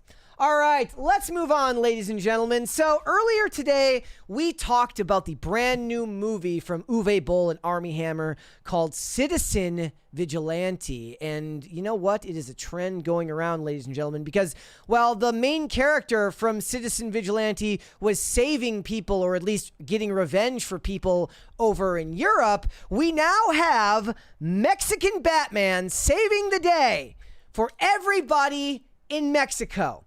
Mexican Batman, the Vigilante, is wanted for chasing down suspected motorcycle thieves and taping them to lampposts. That is right. He's in Lagos de Moreno, Mexico, and he's been nicknamed the Mexican Batman. And over a 10-day period, this started back in the middle of June. He has chased down tons of motorists and subdued them and duct taped them to lampposts and even written on their faces, drawing cat whiskers and the word thief across their forehead. So we've got some public humiliation going as well. You need him in New York City. You can see a picture of him right there. He is taking out the riffraff in country and preventing people from having to live in fear of having their motorcycle stolen. I was curious though how he did that. What did he like have them at gunpoint? I don't. That's the question, right? Like, I'm guessing he doesn't have any batarangs, and I'm guessing that he doesn't have, but like maybe he has his own version of Batman's utility belt, where he's got some duct tape. Got tacos. He's got some duct tape or tacos, maybe like. It says many of the alleged thieves had mustaches, cat whiskers, and the Spanish word for thief sprawled across their faces. According to several images posted by Mexican journalist Luis Cardenas. The vigilante, whom Cardenas referred to as Batman of De Lagos de Moreno, left the allegedly stolen bikes near the men to show off their crimes, the outlet has reported. One photo captured two men duct taped back to back on the pole with a pink sign above their heads and a bike left in front of them. The funnier part of this, if you're doing this in a movie, it ends up being like a smash cut because you don't actually show them wrapping around a pole for like 3 minutes, 5 minutes to try and actually subdue them. Here's the problem, though. Just like Commissioner Loeb in Batman Begins, they're going after Batman and not the criminals here. There has been no evidence that the criminals are actually being prosecuted for their thefts, probably because there's of course. a chain of, it's not a legal arrest, right? They can't prove that they stole the bikes, just that there's a bike in front of them, probably. So there's probably some issue with their procedure. And they're now looking for Batman. Thoughts? Of course they are. Of course they are. Let me guess. Leftists? I mean, it's Mexico. I don't know what the politics are in this part of Mexico. I assume they're very far left. I mean, no, like, the thing is like, what it is. I don't think that's necessarily true. I think that vigilantism is in general just antithetical to law enforcement because it makes their job more dangerous, or they believe that it makes their job more dangerous, and it's very dangerous for that citizen, where if you were to give the police the benefit of the doubt and assume that they're not corrupt, Mexican police being the Mexican police, whether that's true or not, who knows? But the idea is always like people could get hurt, and it really is the police's job to save the day, despite the fact that they don't, at least in America, they don't even have a legal right. They don't have a legal requirement to help you if you're being harmed, right? Oh, no, they do nothing. No, I mean, law enforcement, especially in Democrat cities, is so demoralized. They do nothing. And then you saw what happened in New York, that if somebody does intervene when someone's being attacked, they prosecute him. Exactly. With Daniel Penny. And so, no, you're right. You're right with what you're saying. However, I think this is sort of what happens, and maybe what should happen, when there's a total failure of the state and of police to actually protect their citizens. I looked it up. Of course, they're run by the left in Mexico, but yeah, it's true what you said. However, I love Mexican Batman. My favorite part of this was the photo basically makes it look like Danny Trejo. And in my headcanon, Danny Trejo is Mexican Batman. 100%. 110%. But it gets better, ladies and gentlemen. Police think that the Mexican Batman has his own Robin and Batmobile. According to this report, they say that they confirmed that the cases are still under investigation, and officials have indicated that there's at least 2 vehicles that may have been used by those involved in the assaults. Based on early witness accounts, they said that those responsible could be residents of the town itself. However, victims and witnesses were unable to fully identify the attackers because, just like the Dark Knight, they acted with their faces covered. Well, yeah, he's got to have his cape and cowl on if he's going to do this. They've also reinforced their patrols around town as a part of an effort to locate those responsible and prevent further instances. They might as well be law enforcement in Washington, D.C. You're going to get in trouble just for trying to stop crime. It's unbelievable. It's unbelievable. Yeah, we need Mexican Batman here. We do. Can we switch a bunch of illegals for him? We'll make a trade. We'll take him. We'll take him. It said authorities warn that the Batman of Lagos can't take justice into his own hands. While the people left tied to a pole were accused by locals of motorcycle theft. Authorities stress that no one can assume the role of law enforcement or deliver justice themselves. As, like I said, as Loeb said in The Dark Knight, in Batman Begins, no one takes the law into their own hands in my city. But Batman did take the law into his own hands in that movie, and as we know, Commissioner Gordon eventually replaced him. That also means that the existence of Mexican Batman, that infers the existence of Mexican Commissioner Gordon, which means that they need to get somebody in law enforcement to be on their side. Who's the Mexican Joker? El Joker? That would probably who would it be? And I guess that makes sense too, because then the cartels can be like the Maronis and the cartels, you know, the mob in Batman. That's the Salvatore Maronis. I would be down for that. They could do that. I thought it was funny because there's a historical precedence for this type of story, right? Like, have you ever heard these stories about Phoenix Jones and the Rain City superhero movement? It's from back in 2010. I'll read you about this. I had to reread about it. It was a story that I remember seeing back in the day. In the vibrant city of Seattle, a unique figure emerged in 2010, capturing the public's attention. Phoenix Jones was a mixed martial arts fighter in his civilian life. He decided to take a stand against crime in his community. The catalyst for this decision was a personal experience after his car was broken into and no police were available to respond. Jones felt compelled to take action. Frustrated by the lack of immediate law enforcement, he decided to become an active participant in ensuring the safety of his community. He took his commitment to this cause to a level that few others have. He donned a superhero suit, complete with a bulletproof vest and stab plates, transforming himself into a real-life embodiment of a comic book vigilante. But Phoenix Jones wasn't just on a solo mission. He became the leader of the Rain City superhero movement, a collective of like-minded individuals who shared his dedication to crime prevention. This group, each member adopting their own superhero persona, began patrolling the streets of Seattle, aiming to deter criminal activity and provide assistance when needed. Jones and the Rain City superhero movement's activities were not without controversy. Critics questioned the legality and safety of their actions, and debates arose about the roles of civilians in crime prevention. Well, the problem is when you're in a city like Seattle, granted it was back in 2010, so perhaps it wasn't as bad as it is now, they were going to tell you simultaneously that you should defund the police and you are not allowed to protect yourself. You should actually just understand that the person who committed the crime against you probably had a hard life, and so you should be fine.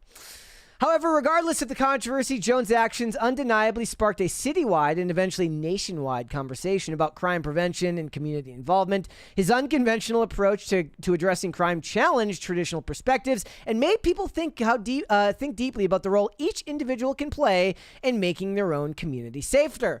I just want to know if he had a utility belt. I really want to find out about whether they have a utility belt. That's what in New York, I believe it was in the 80s or 90s that's what the Guardian Angels did in Curtis Sliwa. I know he's kind of nuts now. They have that listed on here, the Guardian Angels. That's another one of the cases listed here. Yeah, because New York in the 80s was such a hellscape that they started patrolling the subways and keeping people safe. And that's really what every Democrat area becomes. I'll tell you something nuts. So my area that I live in is all run by Democrats, Democrat, mayor, DA, all of it. And in my little community, there's these people they're break-ins everywhere. They broke into my friend's car. Mm-hmm. They're breaking into houses. Now, this has happened over a dozen times at this point because you have the Citizen app and it shows you everyone nearby. So they've stolen cars at this point, broken into cars, broken into houses. We know who they are. We know where they live, have photos, video of them. No, decline to prosecute. Yep, can't do anything about it. They're not gonna and this is happening on almost a daily basis, that they are breaking into people's houses and people's cars. The Democrats here, they won't allow a thing to be done. You would think that they would be in jail at this point. Nope. There is also the case of the Alaskan Avenger. Jason Vukovich, also known as the Alaskan Avenger, is a noticeable figure from the realm of real-life vigilantes. His story is one of personal vengeance turned public retribution. Haunted by his own history of abuse at the hands of his adopted father, Vukovich felt an overwhelming desire to act. His target was convicted sex offenders. He took it upon himself to track down these individuals and administer his own version of justice. His actions, however, did not go unnoticed. noticed by law enforcement. He was eventually arrested and faced serious legal repercussions for his vigilantism. Despite the severity of his actions, his story sparked a complex debate about the justice system, punishment, and the role an individual plays in protecting their community. As they said before, his story was also one that, like Batman, has its own dark beginning, just in a different nature.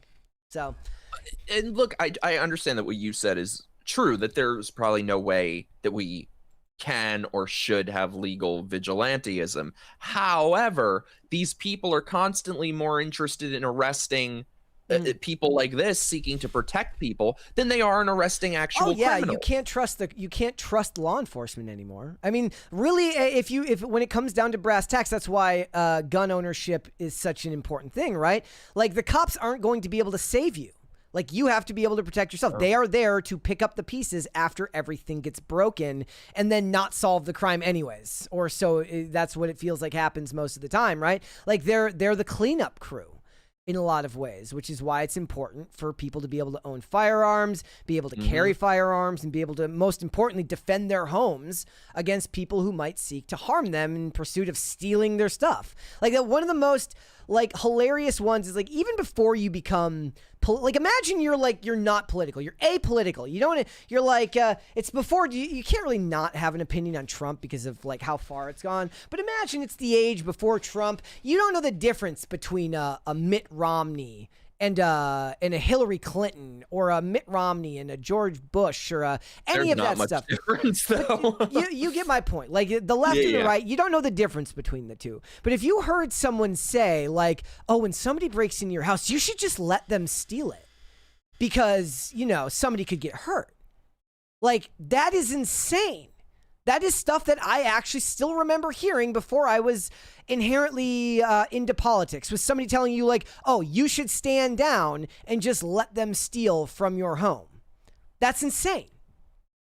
It's unbelievable. No, I, many years ago, was the victim of a crime in New York. I got mugged and attacked on the street and robbed. And the thing is, in New York, there is no form of self-defense that's legal. So that happened to my neighbor. I was living in a shitty area of Brooklyn at the time.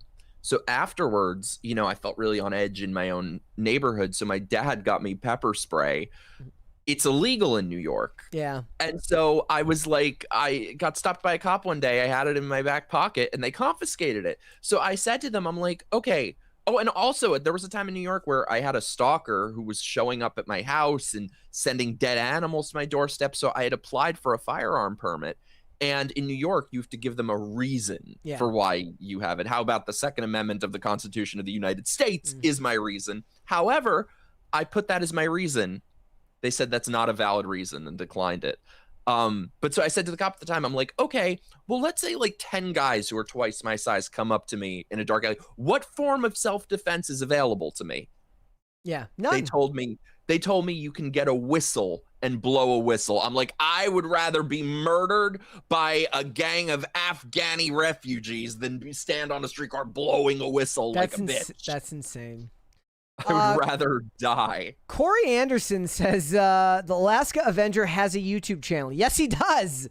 I just found it here. Welcome to the Alaska Avenger page, where right is right and everything else just doesn't make sense. After many years in prison, time served for assaulting pedophiles, I discuss life, spirituality, and everything in between. This is the way. King. Oh, I gotta subscribe to him. Yeah, that's crazy. I'd never heard of him. That's awesome.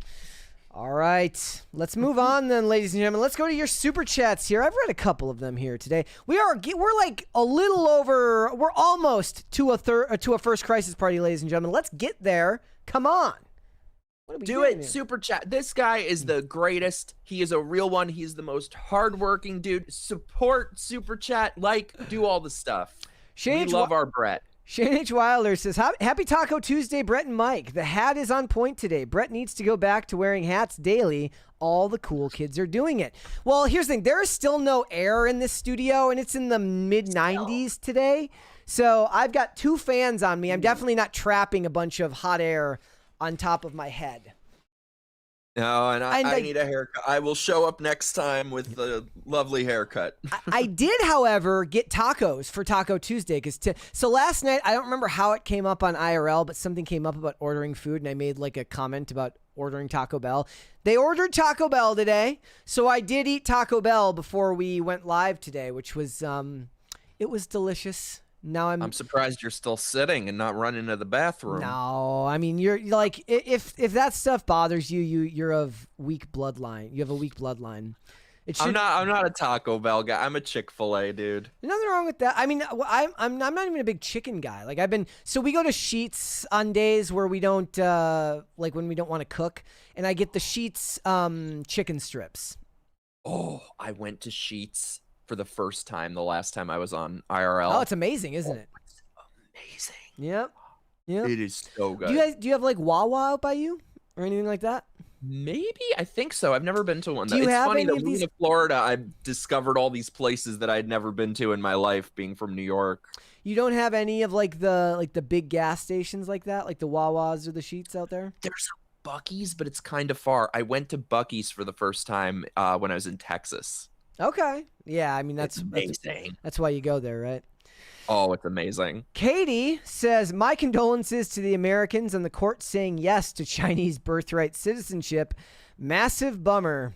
Have you been following that? The SCOTUS decisions? The Supreme Court, they had one good ruling with keeping men out of women's sports. However, it's just been disastrous. The rest of them, they just had a horrific ruling on mail-in ballots that they can be included, a week after an election. It's absolutely insane. I was hoping, I always say, I mean, why do we even have a Republican Party? There is no opposition, basically. I'm glad we have some legit conservatives on the Supreme Court, but it's insane, the things that are being allowed. And that's another one.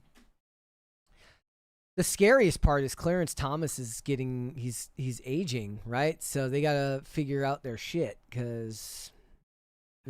And wasn't there a rumor about one of them retiring today too, like Alito or something?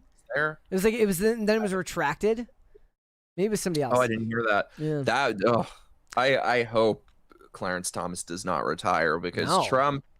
I've always said what they need to do is they need to get points are very hit or miss at best. What they need to do is they need to get Elon on cloning him. And then just replace and just have a bunch of Clarence Thomases. And then replace when he does, you just replace him. Yeah. Corey Anderson joined as a channel member. I thought you already were, my friend. Thank you for joining. All right. Shane H. Wilder, I'll read this one again. Remixing Do You Realize by the Flaming Lips from the trailer works. It took me a second to realize that it was the upbeat psychedelic death song. Yeah, like I said, I just remember that song from that Transformers trailer. And it takes me back to like 2017. Feels like a lifetime ago, and in a lot of ways it is. Katie says, "Hi Mike, I saw Joker 2 and I thought, what the F was that? I love musicals too, but it sucked." Oh, it was horrendous. There was just no point to any of it. Can I be honest? I don't recommend, or I'm sorry, I don't remember there being like a definitive shot that made it feel like he got raped in prison. Like really? Was there like a shot of like one of those dudes like undoing his pants or something? Because that's like the universal sign for something is about to happen. And it just looked like they were kicking the shit out of him in the shower or whatever it was. I feel like I remember there being something like that. That was the implication I got. However, I was so checked out that I could be wrong. That was what I thought when watching it. It's absolutely horrendous. And the thing is, when it's not even obviously when they announced it was a musical, I was like, that's weird, but I'm like, you know what? Okay, I'm open to it. That could be interesting. Maybe they'll do something really unique and creative with it. My pitch was like, okay, so here's what you do. It runs like a regular movie, but every time Joker and Harley Quinn, was she known as Harley Quinn in this? I don't even remember. No, she was like Harleen or... Oh, well, Harleen is like Harleen Or Quinn's no, she wasn't. It was something else. Okay. I forgot. Anyways, what they should have done is like, that was it. You run it as a regular movie. You build to the tension. Kind of like in the scene where he's being interviewed like in prison or whatever, like in the tension builds and builds and builds, and then every time he kills somebody, it becomes like a slow motion Tarantino death scene as he sings during acts of horrific violence. So as that would be cool. As he was every time he murders somebody, they sing a song. I would have been so on board for that. That sounds really cool. But they had to make it even more avant-garde.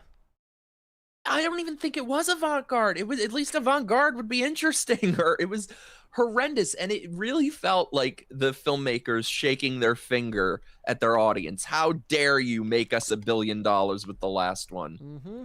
And the first one was so good. I have like such fond memories. I don't even have my dad. It was fun, and we were so into it.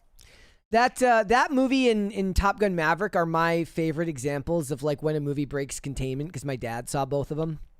I know a movie is broken containment when my dad's talking about going and seeing it.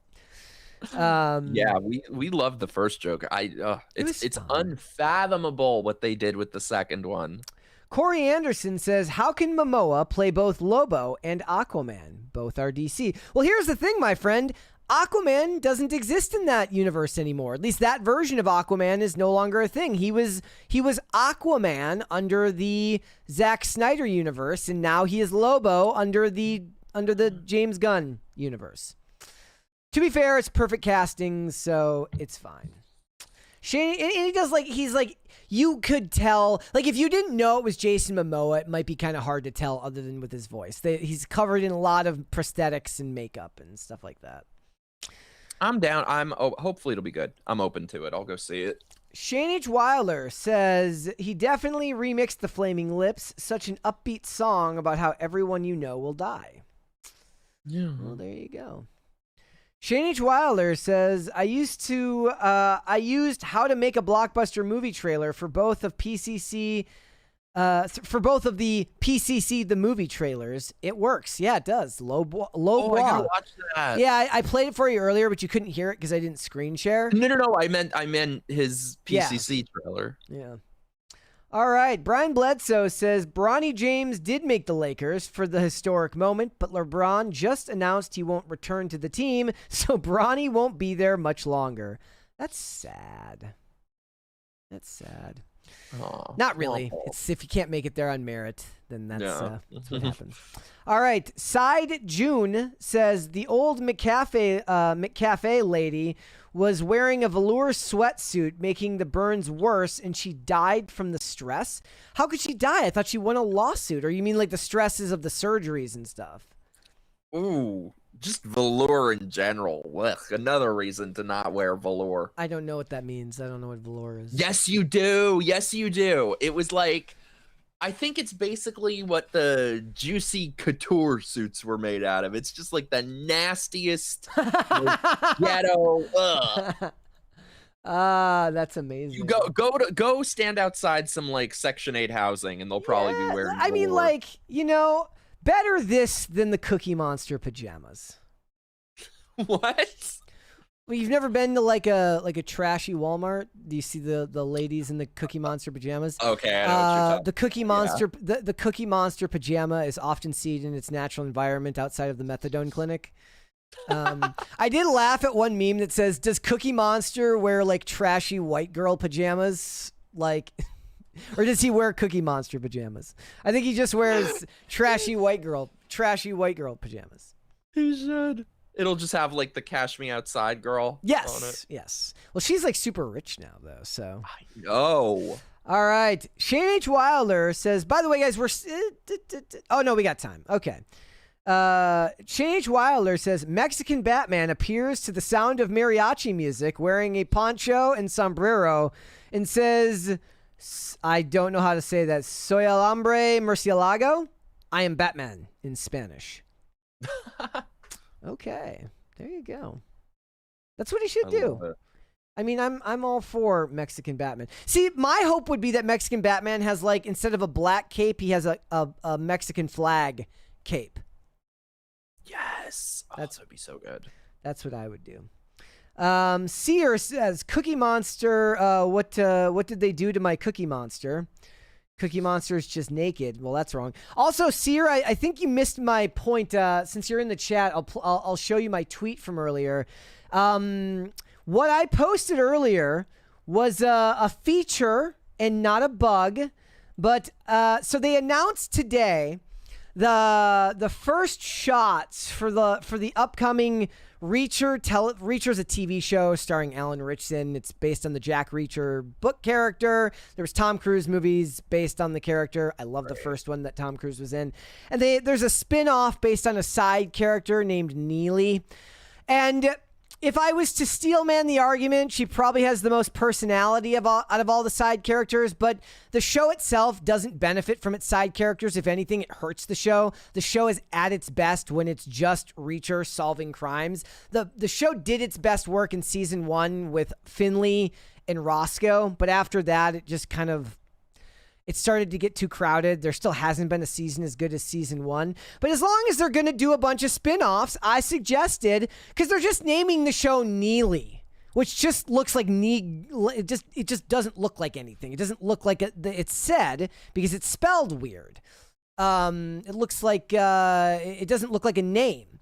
So I said, what you got to do, because what they were trying to go is like Reacher is just Jack Reacher is just Reacher. I don't know if Neely has a first name or a last name. I don't even remember. That's how unimportant it is, even if she is fun on screen.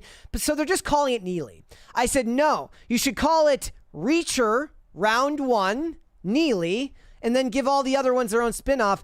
And Seer pointed out Reacher Round, and I said, yes, that was the point. That was a feature, not a bug.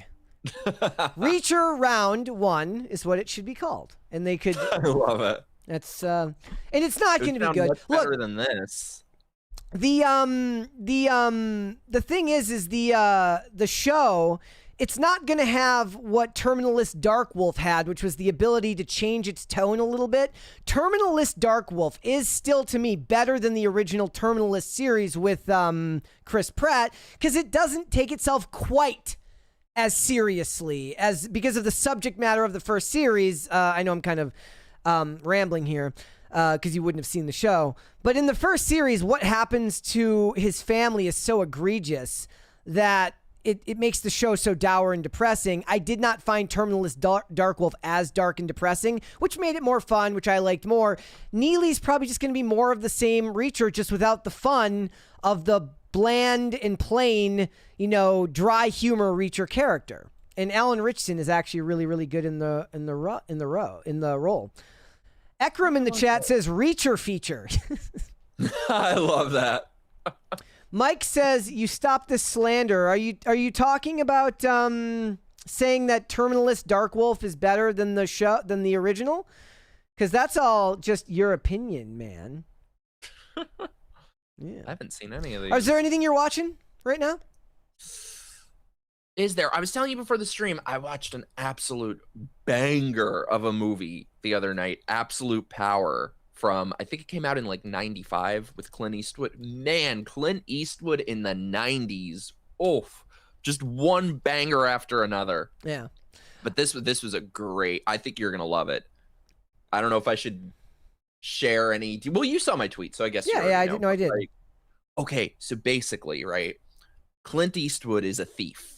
He breaks into people's houses. So he breaks into this big house, right? And he breaks into the vault and he's stealing all their shit. And then the homeowner comes home. And guess who the homeowner is?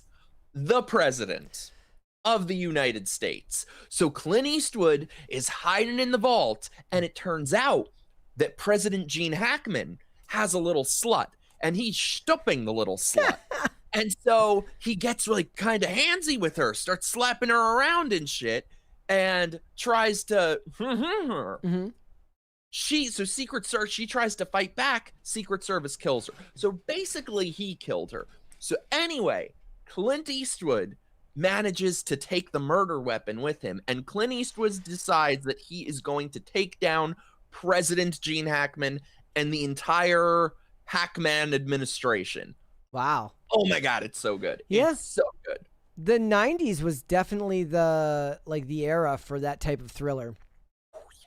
He had a great one also that was called Blood Work that's super underrated. Mike, I get your point in the chat. He's talking about all the reasons why the original Terminal List is so dark. I'm not saying that there is a way that they could conceivably change that theme. It absolutely requires that level of seriousness, given what happens to his family and his entire unit, his entire military unit. The point is just tonally, it's so dour that it just became too much for me, and I wasn't a fan of the cinematography because it had to be as dour as the subject matter was. Whereas, like, the story they told in Terminal List Dark Wolf, it's more about first of all, it's hilarious how it's just all the song remains the same because it has to do with Israel and Iran.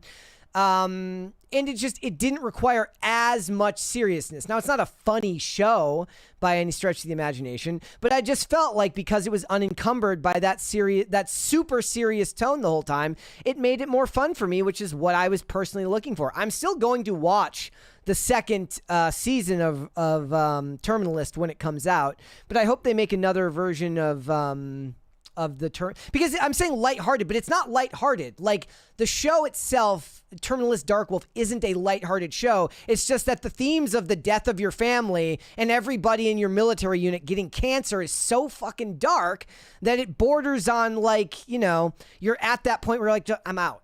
Like, it's just too much, especially for 8 episodes. Now, if you put that plot together for a movie, I almost like it better. 2 hours, you're in and you're out, and you get through the darkness of it quicker rather than sitting and marinating in it for like 8 episodes or however long it was. Horrible. So that's just my personal hope. But both of them were good. The airplane scene from the end of Terminal List Dark Wolf, episode 7, is one of my favorite scenes in recent memory, where they obliterate the Iranian private jet and just kill all the bad guys and then take the briefcase off his hand, cuts his hand off with his knife. I love that scene. So, Brett, have you started watching The Practice yet? I rewatched the pilot in episode 2. I did. Yes. Did you like it? It gets much better. The first, it starts a little slower than. Look, it's like, it's so funny how it was 97, right, when it came out. Mm-hmm. Kelly Williams is fantastic, but I love her. I remember it's funny because I think the first thing that I remember her being in, like where it's like I remember her as like a main character and not like an extra or a secondary character. She was in this show called Lie to Me with Tim Roth, which is an example of that show is woke as fuck and it's awesome. It is.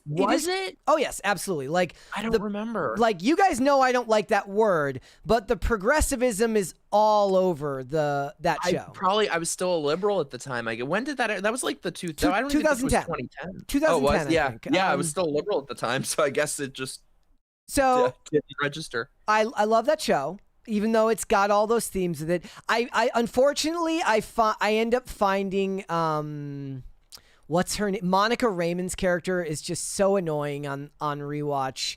But not as much as the guy who plays the guy who says he has radical honesty, Eli Loker. He's so unbelievably and ungodly annoying in that show. It's crazy. It's really the Tim Roth show, and he's better when he's with Kelly Williams in that show.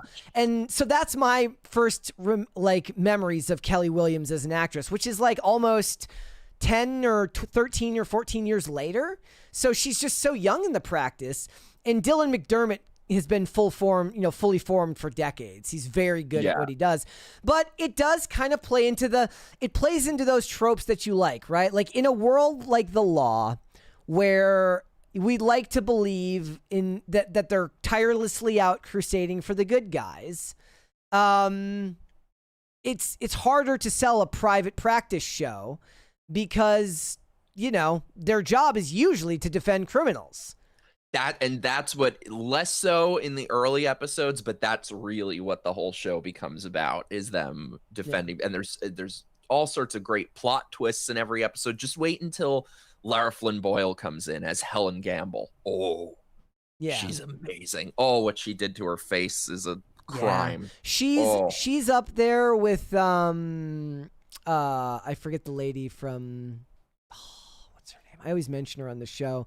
There's a couple of actresses from that time period who seem to be the early adopters of that, where it just went bad really, really, really fast. But no, and the reason why I'm comfortable using the word woke with that show, not The Practice, but with Lie to Me, is it's literally a lot of times it is about social issues and progressive themes. It's not just like Kelly Williams' character is a strong, independent woman. It's not that. It's like literal. They talk about the idea of like unconscious bias and stuff like that. So, but still, it was. I don't remember any of this because I would have been on board with it at the time. You should rewatch and tell me if you see it the way I do. Oh, for instance, like the premiere from season 2 is about like a guy who gets out of jail who was like a reformed gangbanger, and the whole thing is about like how they think he's guilty and they want to send him back to prison, but at the end he basically accepts like that after he murdered like a kid, if I remember correctly, and then the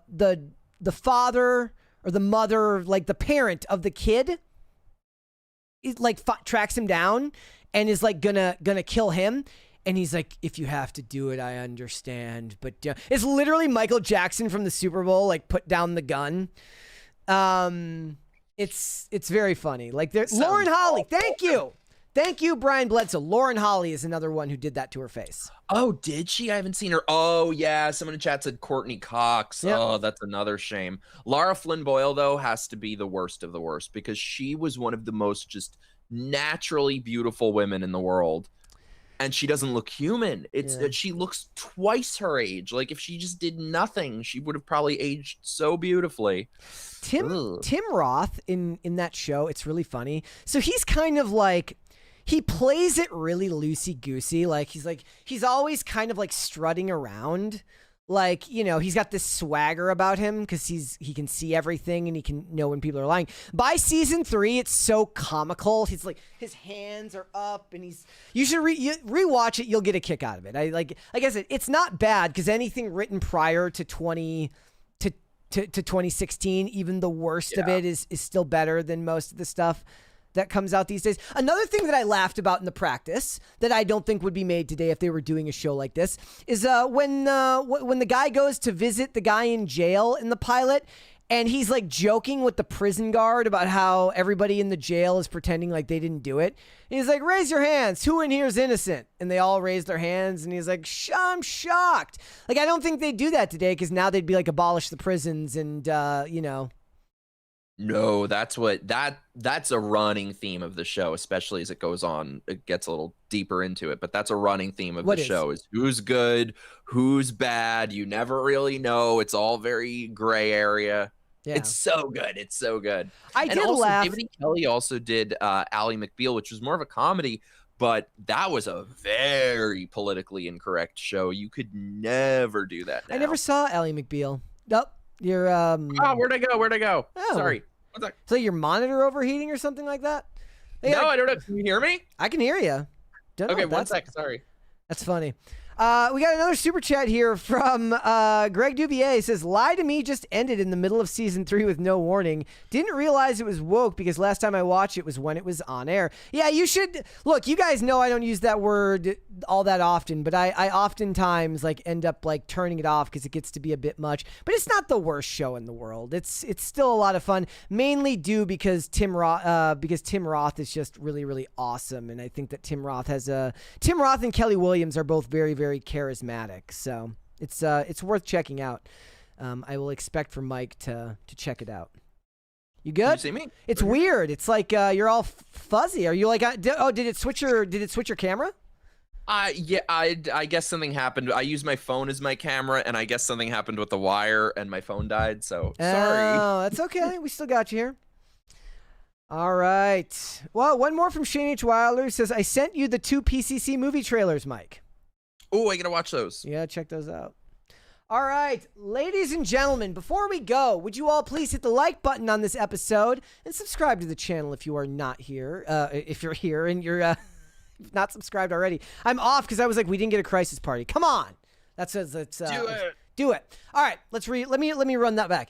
Hit the like button on this episode, please, guys, and subscribe to the channel if you're new here and you have not subscribed here yet already. Please and thank you. Remember to share the episode and the segments out with your friends and your family, your loved ones, everybody in your life that you both love and hate. The more people that you share our show with, the faster our channel can grow. So thank you guys so much for that. Also, remember, as I said before, we will be off for Thursday and Friday. There will be segments coming out on those days, so there will be content to watch. So make sure you check out the channel, even though we won't be live on Thursday and Friday. And then, of course, we will be back again on Mondays. So stay tuned for that. All right, Mike, where can they find you?